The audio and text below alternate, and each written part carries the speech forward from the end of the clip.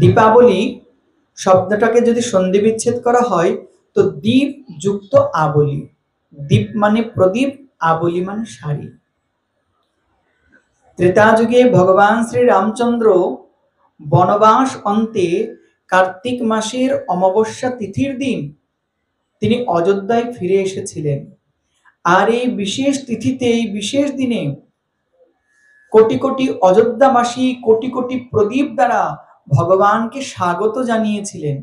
দীপের আবলি মানে দীপের শাড়ি, ঘর প্রদীপ দ্বারা সুসজ্জিত করেছিলেন। এই বিশেষ তিথিকে, এই দিনটাকে বলা হয় দীপাবলি। এই দিন ঘরে ওই চোখ পিটপিট করে কি লাইট বলে? টুনি লাইট না?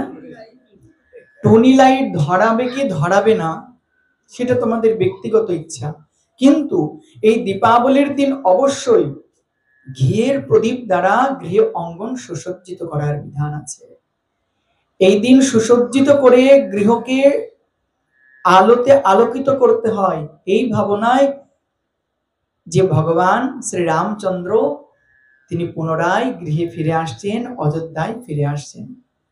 তাই এই দীপাবলির দিন আমরা প্রত্যেকে গৃহের অঙ্গন, ঠাকুর ঘর, কোনো দেবালয়, তুলসী মন্দির, জলাশয়, সেখানে আমরা ঘিয়ের প্রদীপ দ্বারা প্রজ্বলন করে শ্রী ভগবানেরই বিশেষ আহ্বানকে স্বাগত করব। বলে রামচন্দ্র ভগবান কি।